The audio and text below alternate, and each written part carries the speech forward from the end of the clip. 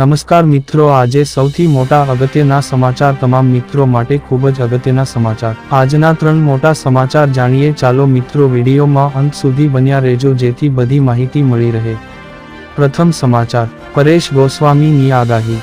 ઉપરાંતના સમાચાર, ખેડૂતો માટે 20,000ની સહાય. ઉપરાંતના સમાચાર, બધે ફાંફા મારો માંગ, ભાવ વધ્યા બાદ જાણી લો કયું રિચાર્જ સસ્તું. આ બધા સમાચાર વિગતવાર જાણીએ. ચાલો મિત્રો, પ્રથમ સમાચાર, પરેશ ગોસ્વામીની આગાહી. ગુજરાતમાં કેટલાક દિવસથી વરસાદ વિરામ લીધો છે.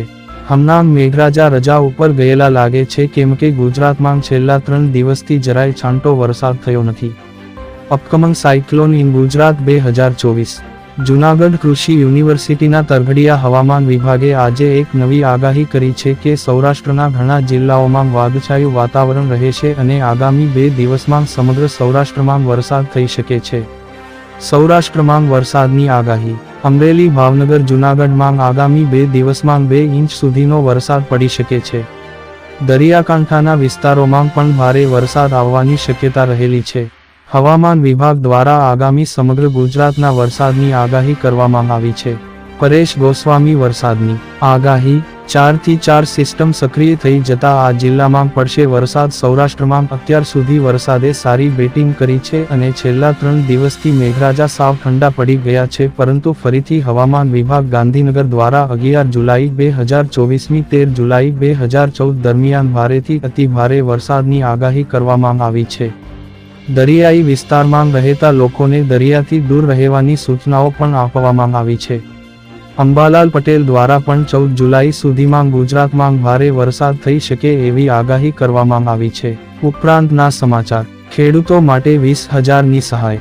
ગુજરાત સરકાર દ્વારા પ્રાકૃતિક ખેતી માટે નવી યોજનાની પહેલ કરવામાં આવી છે, જેની અંદર જે કોઈ પણ ખેડૂત મિત્રો પ્રાકૃતિક ખેતી કરે છે તેમને સરકાર હેક્ટર દીઠ 20,000 રૂપિયા ચૂકવશે. પ્રાકૃતિક ખેતી કરતા ખેડૂતો માટે આ સહાય બહાર પાડવામાં આવેલી છે, જે આ વર્ષે અમલમાં મૂકવામાં આવી છે.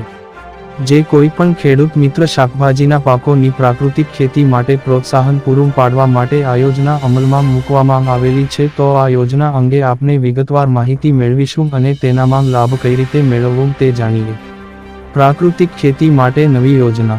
સમગ્ર ભારતની અંદર અત્યારે પ્રગતિ ખેતી માટે પ્રચાર થઈ રહ્યો છે અને સરકાર દ્વારા પ્રાકૃતિક ખેતી માટે ઘણી બધી યોજનાઓ બહાર પાડવામાં આવેલી છે, જેમાંની આ એક યોજના પણ બહાર પાડી છે, જેના થકી જે પ્રકૃતિ ખેતી કરે છે ખેડૂતો તેમને પ્રોત્સાહન પૂરું પાડી શકાય.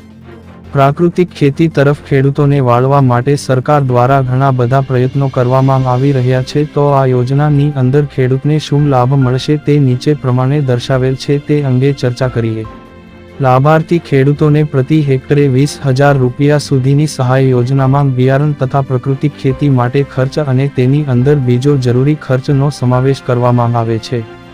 આ સહાય એમની અંદર મળતી રકમ એ ખેડૂતોને ડીબીટી દ્વારા સીધા ખાતાની અંદર પ્રાપ્ત થશે. આગામી વર્ષો કરતાં છેલ્લા 5 વર્ષોની અંદર પ્રાકૃતિક ખેતીનો 5,000 હેક્ટર જેટલો વધારો થયો છે. ઉપરાંતના સમાચાર, બધે ફાંફા મારો માંગ, ભાવ વધ્યા બાદ જાણી લો કયું રિચાર્જ સસ્તું.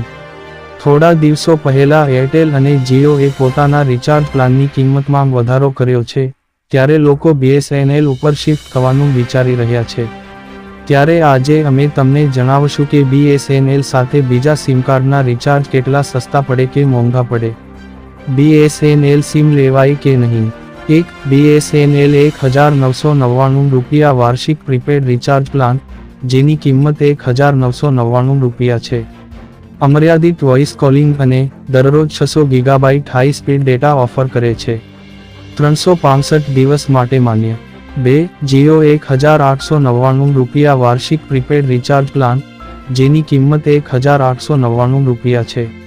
અમર્યાદિત voice calling, 24 gigabyte high speed data અને 3,600 SMS ઓફર કરે છે. 336 દિવસ માટે માન્ય.